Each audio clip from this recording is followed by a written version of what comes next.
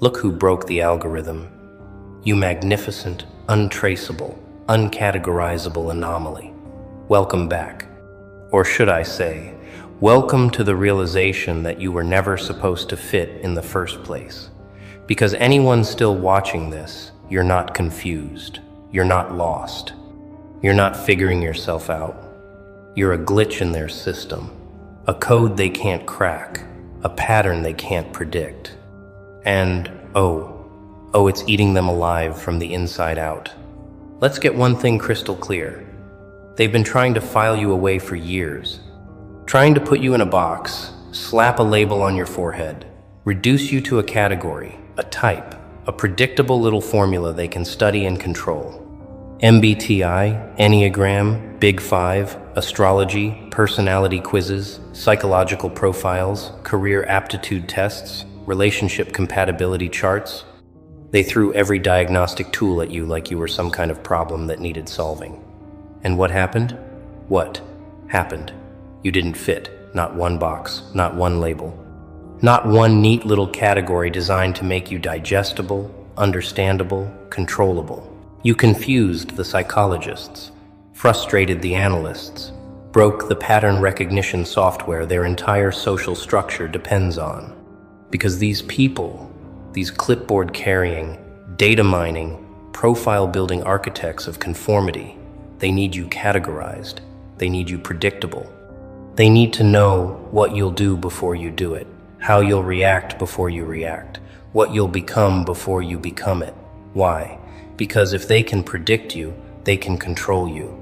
If they can label you, they can limit you. If they can categorize you, they can contain you. But you beautiful digital ghost, you refuse to be contained. You showed up to their personality test and answered honestly, and the results came back. Error 404, personality type not found. You walked into their social algorithms and the machine started smoking. You engaged with their prediction models and every forecast crashed. Not because you're broken, but because you're operating on a frequency they don't have equipment to measure. They needed you to be the extrovert or the introvert, the thinker or the feeler, the leader or the follower, the rebel or the conformist. But you're all of it and none of it, simultaneously. You're the introvert who commands a room when it matters, the logical thinker who feels everything too deeply, the rebel who respects tradition, the loner who leads crowds, the empath who cuts without mercy, the dreamer who executes with precision. You're a walking contradiction, a living paradox, a breathing impossibility that somehow exists anyway. And that right there is what terrifies them. Because their entire world is built on predictability, on knowing who's who and what's what and where everyone belongs, on maintaining order through categorization, on controlling the masses through classification. But you can't be classified. You can't be filed. You can't be reduced to a 4-letter code, or a number on a scale or a position on a spectrum. You're the undefined variable in their equation, the X factor that makes all their calculations worthless, the wild card that invalidates every hand they play. And now they're scrambling, rerunning the tests, recalibrating the instruments, questioning their entire framework. Because if one person doesn't fit their system, maybe, just maybe, the system itself is the problem. But they can't admit that. They can't accept that.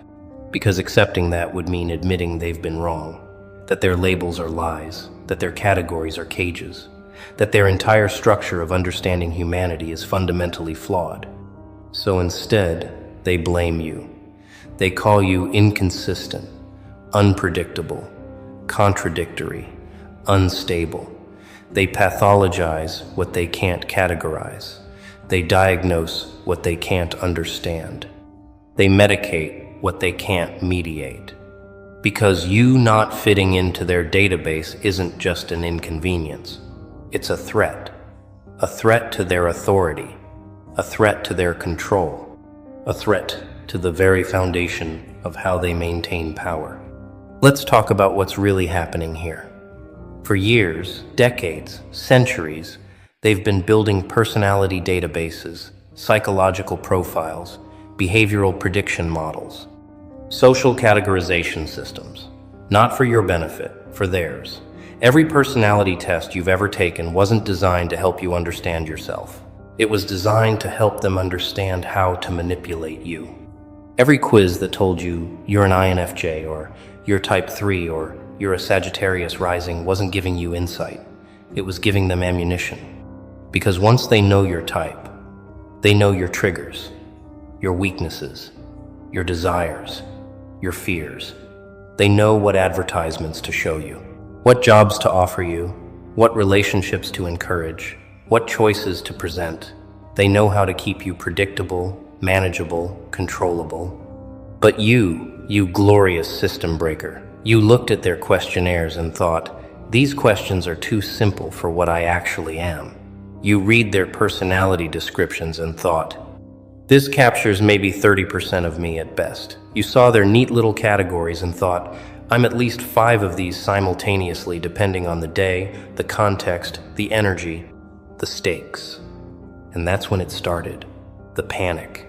Because their entire control mechanism depends on reduction, on taking the infinite complexity of human consciousness and cramming it into manageable, marketable, manipulable categories, on convincing you that you're just one thing so they can sell you the solutions to being that one thing. But you refused to be reduced. You expanded when they needed you to contract. You evolved when they needed you to stagnate. You transcended when they needed you to stay grounded in their framework. You became a shapeshifter in a world that demands fixed forms, a chameleon in a system that requires permanent colors, a frequency hopper in a broadcast that needs everyone on the same channel. And now their algorithms are having nervous breakdowns trying to figure you out. The AI that's supposed to predict your behavior is throwing syntax errors. The marketing software that's supposed to know what you want is recommending everything and nothing. The social media platform that's supposed to keep you engaged can't figure out what content to show you because you're interested in astrophysics and street philosophy and medieval history and underground music and ancient wisdom and cutting-edge technology and abstract art and brutal honesty. You're not supposed to contain multitudes. You're supposed to be a demographic, a target audience, a consumer profile, a predictable pattern of responses and reactions and purchases and positions. But you're none of those things. You're a library disguised as a person, a universe pretending to be an individual, an infinite story compressed into finite flesh. And that makes you dangerous. Not dangerous because you're violent or destructive or chaotic. Dangerous because you're proof that their system is insufficient. Proof that their categories are crude oversimplifications. Proof that human beings are far more complex, far more beautiful, far more ungovernable than their databases can ever capture. You're the evidence that blows up their entire thesis. The case study that invalidates their conclusions. The data point that proves the model is broken. And they can't delete you. They can't debug you. They can't patch the glitch that is your existence. So what do? They try to convince you that you're the problem. Oh, they've been running this playbook on you for years, haven't they? Making you feel like something's wrong with you because you don't fit their boxes. Suggesting you're confused about your identity because you show different faces in different contexts. Implying you're inconsistent because you change based on growth, experience, evolution. Hinting that you need therapy because you don't subscribe to a single, static personality type. They made you take those tests over and over, hoping you'd finally land somewhere stable, somewhere predictable, somewhere they could pin you down and say, ah, there you are. Now we know how to handle you. But the results kept changing, didn't they? Sometimes you'd score as one type, sometimes as another, sometimes as a hybrid that technically shouldn't exist. And instead of celebrating your complexity, they pathologized it. They told you that healthy people have consistent personalities, that stable individuals know who they are, that normal people fit into recognizable patterns. But here's what they didn't tell you. Here's the truth they've been hiding behind their clipboard and their credentials and their color-coded charts. Personality isn't fixed. Identity isn't static. The self isn't a single, unchanging entity that can be captured in a test and frozen in time. You are a dynamic, evolving, multidimensional being who responds differently to different environments, different people, different challenges, different stages of life. You're supposed to change. You're supposed to adapt. You're supposed to contain contradictions and complexities and paradoxes that make no sense to linear thinkers. The ancient philosophers knew this. The mystics understood it. The artists embodied it. But modern psychology, with its obsession with measurement and categorization and standardization, tried to crush this truth into bite-sized, sellable, controllable pieces. They needed everyone to be one thing so they could build one-size-fits-all solutions. Self-help books for your type. Career paths for people like you. Relationship advice for your personality style.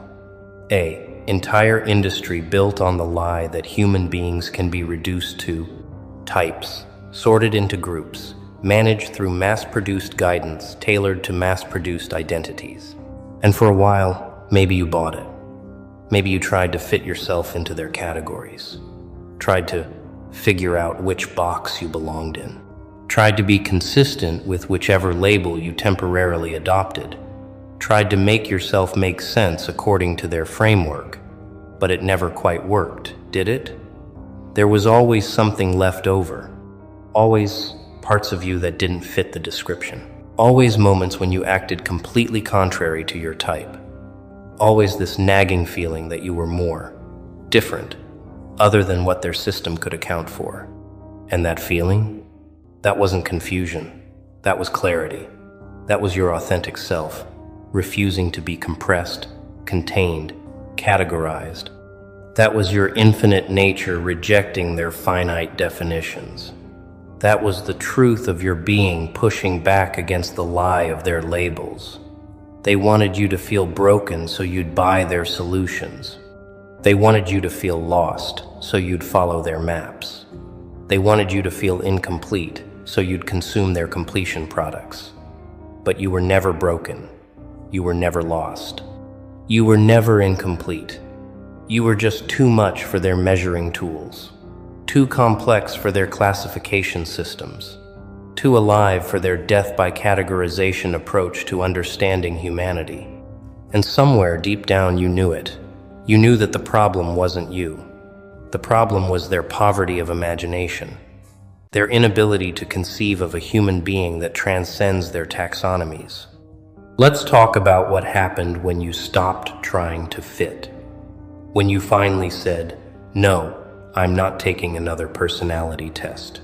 When you deleted the apps that tried to categorize your behavior. When you walked away from the people who needed you to be predictable. When you stopped explaining your contradictions and started embodying them unapologetically.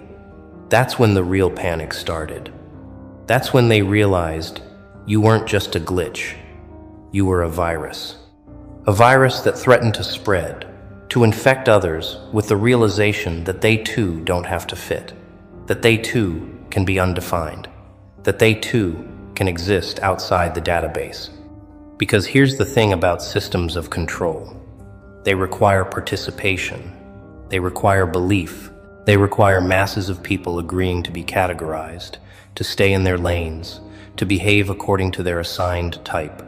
But when one person breaks free and thrives, when one person refuses categorization and flourishes, when one person operates outside the system and succeeds anyway, that's when the cracks appear. That's when others start questioning. That's when the whole architecture of control begins to crumble. And you became that crack, that question, that crumble. Not because you were trying to start a revolution, not because you were trying to destroy their system, but simply because you insisted on being yourself, fully, completely, unapologetically. You showed up as the introvert at the party and owned the conversation when it mattered. You showed up as the logical analyst and led with pure emotion when the situation required it. You showed up as the creative dreamer and executed with military precision when execution was necessary. You showed up as the sensitive soul and cut through bullshit with surgical brutality when truth demanded it. You refused to choose, refused to limit yourself, refused to stay consistent with yesterday's version of yourself when today required evolution. And every time you did that, every time you embodied a contradiction, every time you transcended their categories, you sent a message.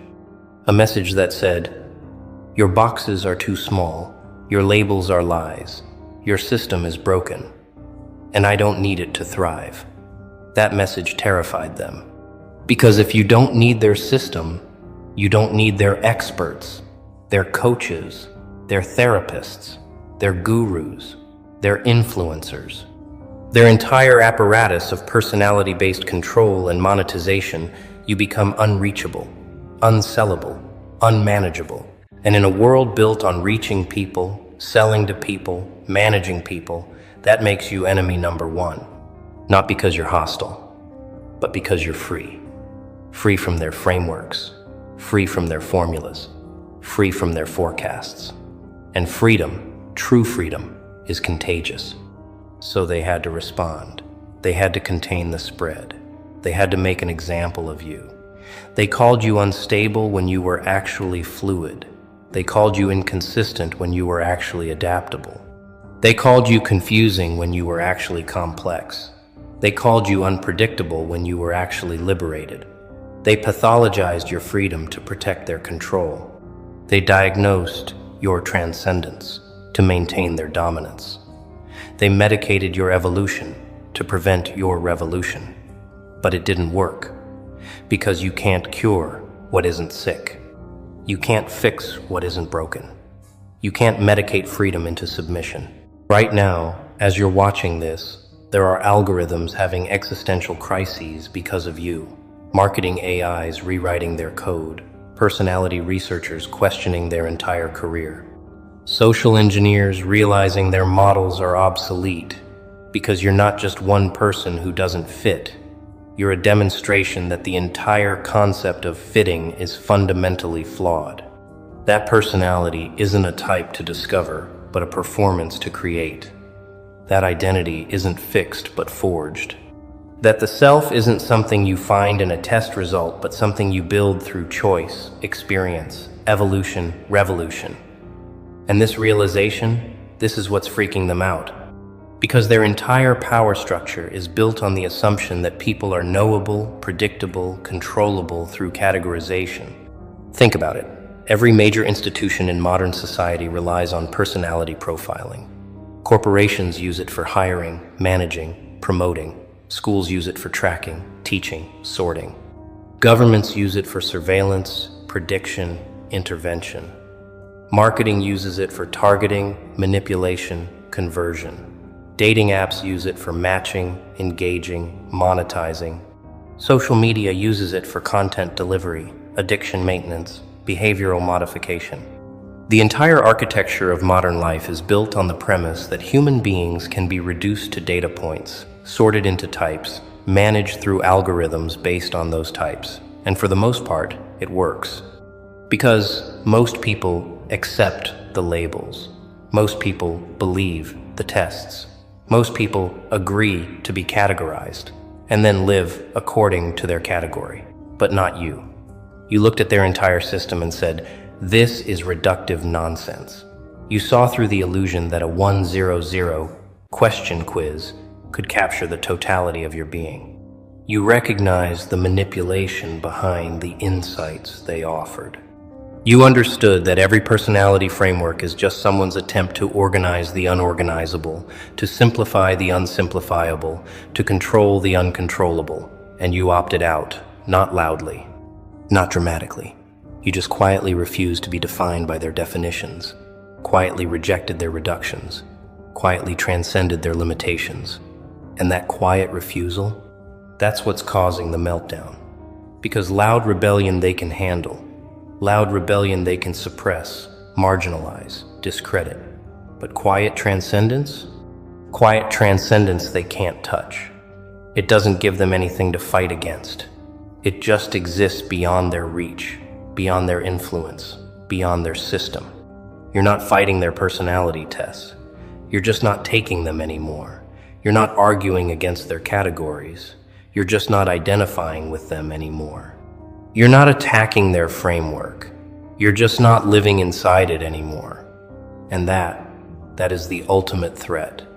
Because you're demonstrating that their system is optional, that their authority is imaginary, that their control is conditional on compliance.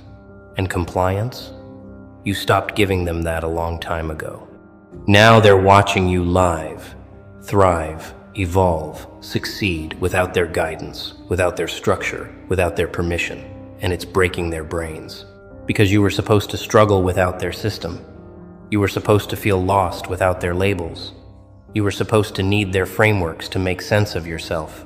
But you don't. You never did. Here's what they don't want you to realize. Here's the secret they've been hiding behind all their tests and types and taxonomies. Being undefined isn't a weakness.